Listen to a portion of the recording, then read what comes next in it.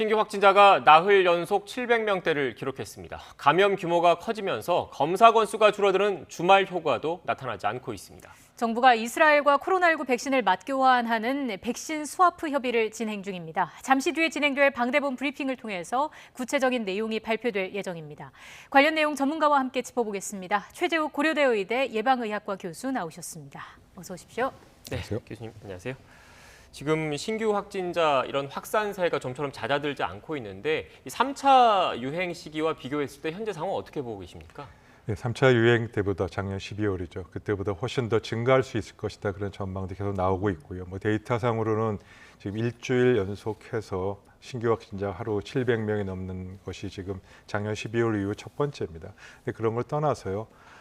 작년 12월 그 3차 대유행이 시작되기 전에 한 하루 일일 신규 확진자가 200명, 100명 그때 시작해서 이걸 증가했지 않습니까? 네. 근데 지금은 일일 신규 확진자 400명대, 500명대에서 출발해서 지금 유행이 시작되는 거라서 훨씬 규모가 커질 것이다.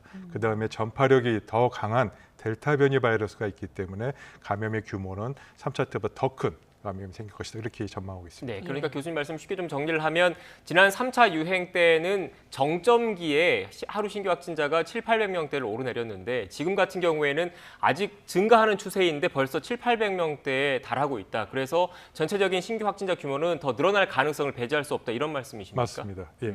거기다가 또 인구가 많은 수도권에서 젊은 층을 중심으로 확산을 하고 있는데 젊은 층의 경우에는 아직 백신 접종을 받지 않은 경우가 많고 활동 범위가 넓고 확진이 되더라도 무증상인 경우가 많지 않습니까? 이런 부분도 좀 우려가 되는 거죠. 예, 정확한 지적이고요. 젊은 층의 활동 범위도 높고 무증상 감염의 상황에 대해서 감염도 훨씬 높아서 실제 그 감염 재생산 지수를 놓고 보면은 수도권 지역이 높지 않습니까? 네. 특히 젊은 층에서도 특히 높습니다. 감염 아까 발표 브리핑에서 잠깐 그 얘기가 좀 있었습니다만 인구 10만 명당의 발생 환자 수를 보면 지금 가장 많은 연령대가 20대입니다. 예. 그래서 20대가 16.4명이 10만 명당 발생하고 있는데 이 규모는 60대에 발병한 걸 비하면 거의 6배 이상 되고요. 그다음에 30대 이렇게 돼서 지금은 20대와 30대를 중심으로 해서 감염이 확산되고 있다. 그렇게 생각하시면 되겠습니다. 네, 이렇게 20, 30대 젊은 층에서 감염이 확산되고 있다는 것, 백신 접종과의 연관성도 배제할 수 없는 거죠? 네, 맞습니다. 그래서 지금 백신 접종의 목적과 효과를 생각할 때 그동안 이제 사망률을 낮추는 데에만 이제 우선순위를 뒀습니다만 지금부터는 이런 감염 차단 예방을 위해서 감염의 길목이 되는 지금 젊은층 20대 30대부터 백신 접종을 우선순위 좀 높여야 되지 않겠느냐 그런 논의가 그래서 나오고 있습니다. 네, 알겠습니다. 네, 잠시 뒤에 중앙방역대책본부 브리핑이 시작될 것 같은데 먼저 브리핑을 듣고 전문가 대담 이어가겠습니다. 바랍니다. 오늘 질의답변은 백신 교환과 관련된 내용을 먼저 5개가량 진행하고 일정상 청장과 백신 교환 관련된 부서 배석자 분들은 이석할 예정입니다. 오늘 배석은 외교부 윤현수 심의관, 복지부의 정은영 국장, 식약처 김상봉 국장이 배석했습니다. 그럼 먼저 백신 교환 협약과 관련돼서 정은경 청장의 설명이 있겠습니다.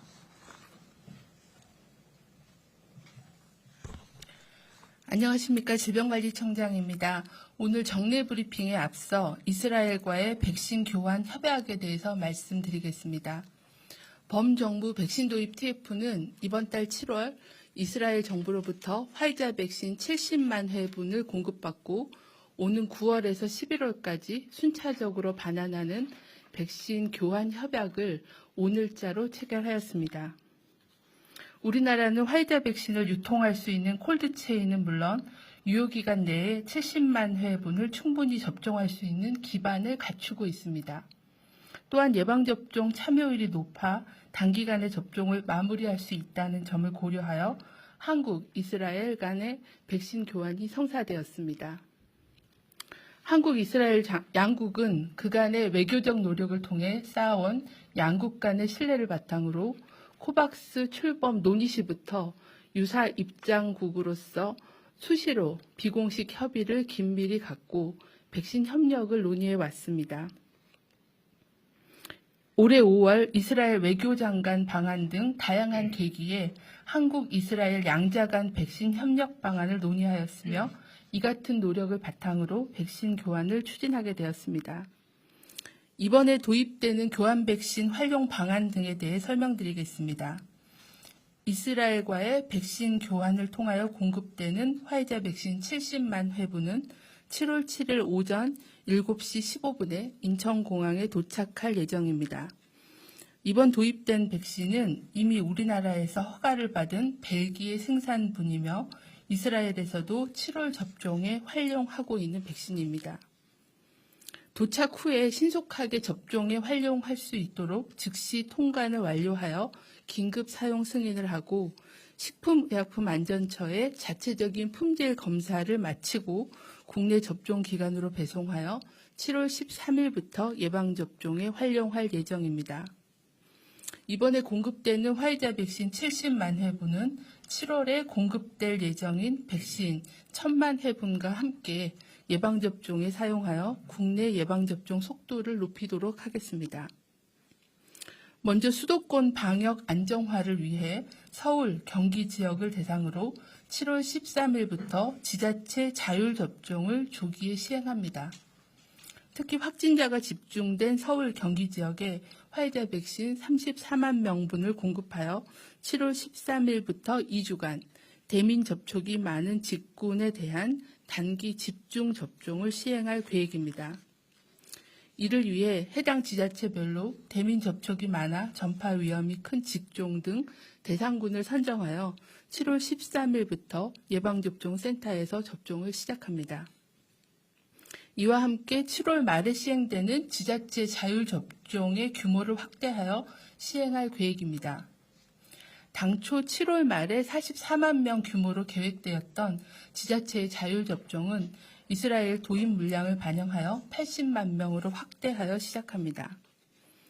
당초 7월 28일부터 접종 예정이던 교육, 보육 종사자 중에 어린이집, 유치원, 그리고 초등학교 1, 2학년 교직원과 돌봄 인력 38만 명에 대한 접종 일정을 앞당겨 7월 13일부터 전국 예방접종 센터에서 접종을 시작합니다.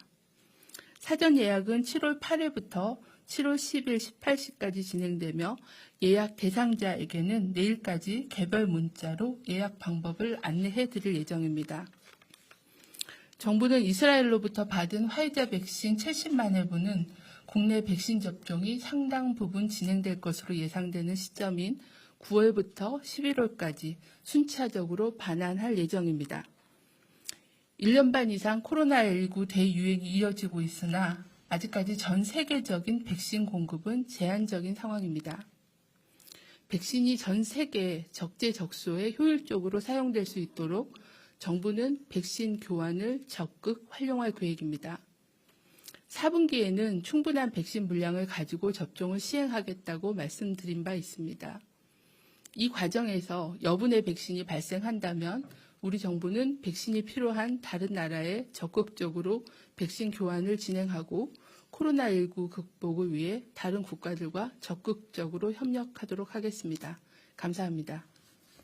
네, 그럼 백신 교환과 관련된 질의응답 먼저 진행하겠습니다. 현재 두 분 기자님 질문이 있습니다. 혹시 백신 교환과 관련된 질의 답변을 먼저 진행하겠습니다. 첫 번째 중앙일보 이우림 기자님 질문 있습니다. 이스라엘 화이자 백신과 관련되어서 질문 주셨습니다. 지난달 19일 팔레스타인 자치정부는 이스라엘이 보내온 화이자 백신 9만 회분을 받았다가 검수 과정에서 기술적 조건이 충족되지 않았다며 돌려보냈다라는 밝힌 바가 있습니다. 이번에 한국과 스와프를 맺은 백신이 이 백신과 동일한 것인지 혹시 아직 확인되지 않았다면 이런 우려는 어떻게 보는지 설명해 달라고 했습니다.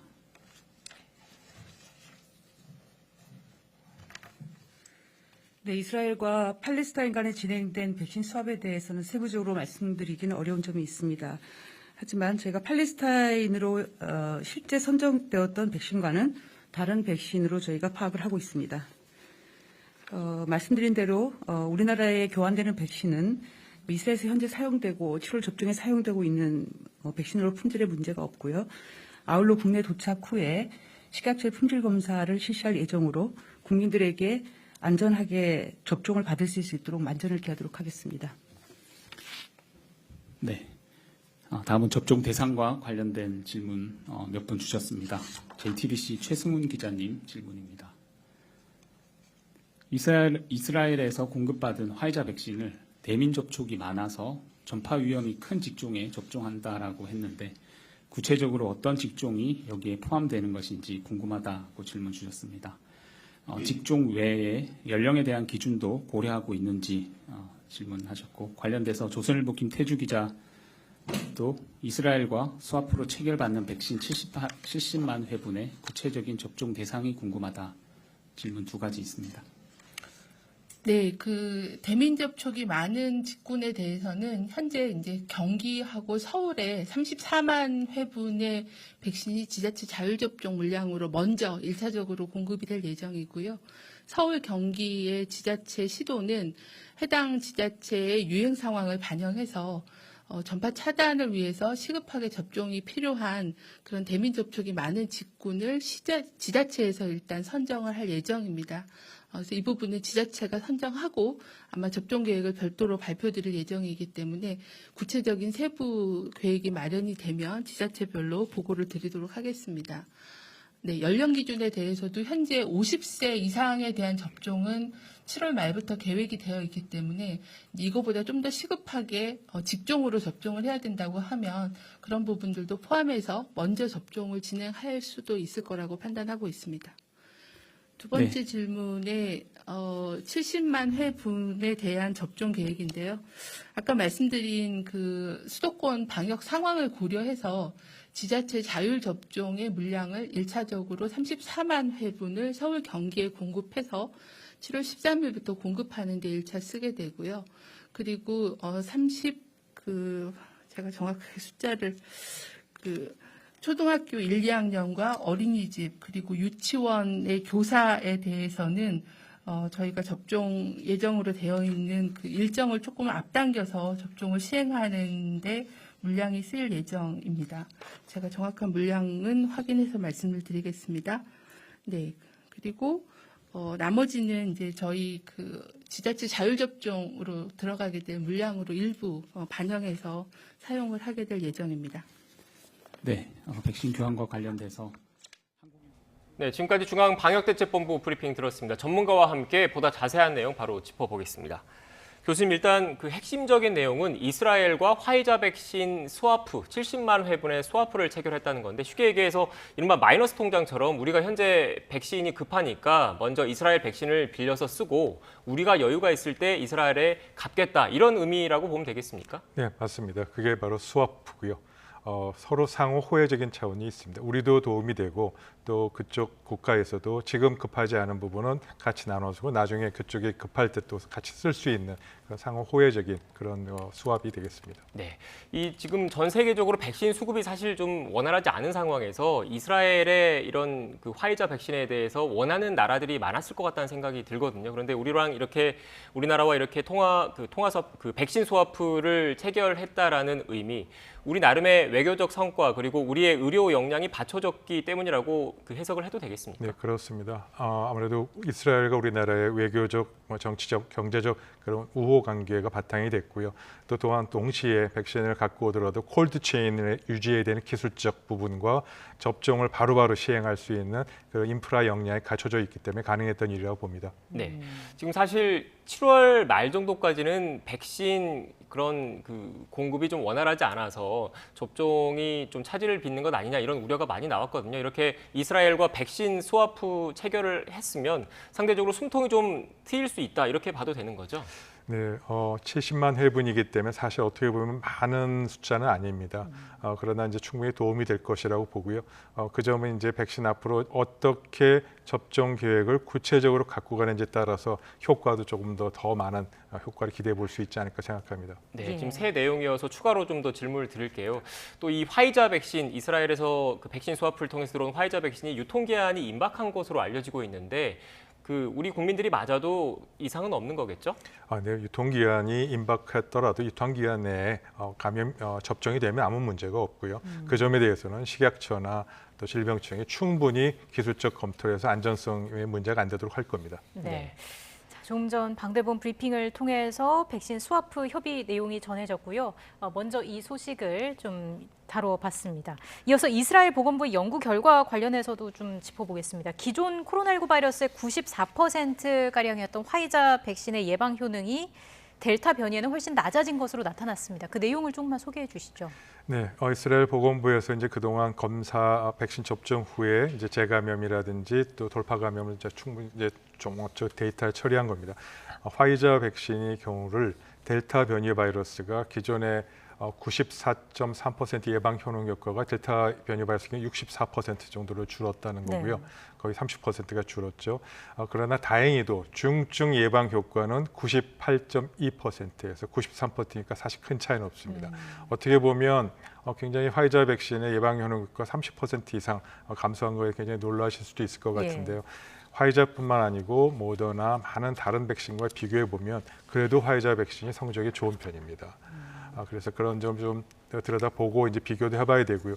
또 물론 지금 이스라엘의 발표도 그렇고 영국이나 다른 나라의 발표도 이 연구가 과학적으로 이 부분을 명확하게 검증할 수 있을 정도가 데이터가 나온 것이 아닙니다. 그래서 조금 더 기다려봐야 확증을 할 수 있고요. 아직은 그러한 전망을 토대로 계획을 검토해 볼 필요는 있겠다 정도로 생각해 주시면 되겠습니다. 네, 이렇게 이스라엘에서 들어오는 백신 스와프를 통해서 들어오는 화이자 백신 그리고 또 국내에서 승인된 모더나 백신 모두 mRNA 방식의 백신인데 드물긴 하지만 심근염, 심낭염이 발생할 수도 있다고 하더라고요. 어떤 병들입니까? 네, 심장, 근육과 그다음 심장을 싸고 있는 심장막이 있습니다. 심낭이라고 합니다. 여기에 염증이 생길 수 있다는 것을 이제 심근염, 심낭염이라고 하고요. 메신저 RNA 백신 접종 후에 이런 그 젊은 층에서 이런 증상들이 나타나서 미국 식약처죠 FDA에서 이에 대한 주의 경고를 일단 발부했습니다. 그렇다고 해서 뭐 지금 이걸 합병증을 완전히 아직 인정한 건 아닙니다만 주의를 했고 주의 경보를 좀 이제 권고를 했고요. 보통 접종 후 4일 이내에 흉통이나 기침이나 두근거림이나 호흡곤란이 생기는 증상들이 보통 발생하게 되고 워낙에 이 부분도 희귀한 아주 희귀한 질환이라서 뭐 그렇게 많은 숫자가 있는 건 아니니까 너무 걱정하지 마시되 그런 증상이 있다면 바로 이제 보건소를 통해서 접수하시고 또 치료도 그래도 잘 되는 예후가 좋은 편에 속해서 의료기관과 충분히 상의를 하시면 좋겠습니다. 제때 치료만 받으면 몸에 큰 이상은 없다는 말씀이신가요? 대부분은 조기에 치료가 가능한 것으로 좀 알려져 있고요. 뭐 물론 그 중에는 이제 위중증까지 가는 경우도 있겠습니다만 그런 위중증 가는 사례는 그렇게 많지 않은 것으로 보고되고 있습니다. 네, 일단 제때 치료받는 게 결국은 그래도 중요하다는 의미인데 지금 앞선 그 그래픽에 있는 내용들을 다시 한번 좀 설명을 해주시겠습니까? 심근염 및 심낭염, 의심 증상들 이런 증상들이 있으면 바로 병원에 찾아가는 게 좋다는 말씀이신 거죠? 네. 뭐 가슴 통증이나 압박감이나 또 가슴이 불편하다든지 조금 진행되면 호흡곤란, 숨가쁨, 호흡 시에 통증도 좀 발생할 수 있고요. 아무래도 심장에 이제 관련돼 생기니까 심장이 이제 빨리 뛰거나 두근거리거나 그런 증상까지 생길 수 있습니다. 그래서 우선 이런 증상이 생기면 우선 병원을 먼저 가야 되고요. 백신 접종 후에 며칠 됐다라는 점을 의료인에게 분명히 바로 얘기를 해드리고 또 필요한 보건소에 신고하고 그런 절차를 주의 깊게 살펴보시고 조치를 하시면 좋겠습니다. 네. 자, 코로나 현황 관련해서 좀 더 들여다보겠습니다. 개별 사례를 좀 짚어볼 텐데 인천의 한 초등학교에서 집단 감염이 발생을 했습니다. 보니까 현재까지 20명이 넘는 확진자가 나왔고요. 이렇게 학교 내에서 확진자가 또 집단으로 많이 나온 것도 이례적인 것 같고 검사 대비 양성률도 높습니다. 이 상황 어떻게 보시는지요? 네, 그 인천 한 초등학교 6학년에서 지금 한 명의 이제 두 명의 환자 처음에 생기고 나서 7월 4일에서 5일경이죠. 이렇게 생기고 나서 지금 추가로 그 해당 학급과 주변 학급을 조사를 했더니 21명이 21명이 추가 확진돼서 지금 전체 3,000명까지 전체 그 교직원 포함해서 확진 검사를 지금 하고 있는 상황입니다. 아무래도 델타 변이 바이러스 내지는 다른 여러 가지 바이러스 가능성을 모두 고려해서 조사를 하고 있고요. 증상이 발생하기 바로 그 무렵해서 즉 감염이 확산되는 무렵해서 실내외 체육 행사를 학생들이 같이 했다고 합니다. 그래서 그러한 부분들에서 접촉이 아무래도 증가하게 되고 서로 같이 맞물리고 이제 많은 학생들이 신체 접촉이 많지 않겠습니까? 네. 그러면 그러는 과정에서 전파가 위험이 높아진 것에 대한 역학조사를 시행 중에 있습니다. 네. 추가 전파, 추가 감염 사례도 배제할 수 없다는 말씀이시네요. 네, 맞습니다. 네. 그런데 특히 그 2학기부터는 전면 등교 계획을 우리 교육당국이 세우고 있는 상황인데 이렇게 학교에서 집단 감염이 나오면 자연스럽게 그 전면 등교에 대한 우려도 커질 수밖에 없을 것 같은데 교수님께서는 어떻게 보십니까? 네, 그 점 충분히 우려할 수 있는 부분입니다. 그러나 이제 방역 당국을 넘어서 교육과 문화와 우리나라 학교 전체, 우리 사회 전체를 지금 바라다보는 입장에서 교육대개라는 관점에서 더 이상 학교를 휴교하기는 좀 어려운 상황입니다. 그래서 어떻게든지 간에 방역을 조치를 강화하면서 학교를 이제 정상화할 수 있도록 가야 되고요. 아시다시피 감염은 증가할 수 있어도 사망률은 계속 떨어지고 있습니다. 그래서 그런 사망률이 떨어지는 저하하는 것과 또 우리가 충분히 환자가 신경확진 발생한다 하더라도 치료나 이런 그 의료계의 역량이 충분히 커버가 되느냐 그런 관점에서 우리가 좀 유연하게 앞으로 대처할 필요도 있다. 그런 좀 조금 시간을 갖고 좀 들여다봐 주시면 좋겠습니다. 네, 알겠습니다. 하루빨리 추세가 좀 안정이 돼야 할 텐데 오늘 오전에 수도권 방역 특별 점검 회의가 열렸습니다. 이제 모레부터는 원 스트라이크 아웃제가 시행이 될 텐데 어느 정도 실효성이 있을 것으로 보시는지요?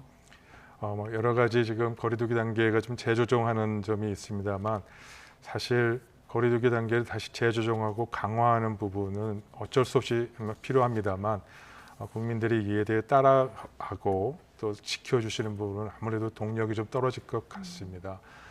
여러 가지 그 상황 이유가 있겠습니다만 사실 일주일 전만 하더라도 이런 상황에 대해서 방역 당국이 정확하게 예측을 하거나 우려를 좀 하지 못했던 부분이 있고요. 그래서 이 국민들에게 전달해 주는 방역과 거리두기의 수칙에 대한 메시지가 굉장히 최근에 혼선이 있었다. 그로 인해서 불신이라든지 방역 수칙 미준수와 같은 문제점도 여전히 그런 것들 때문에 걱정이 좀 되고 있고요.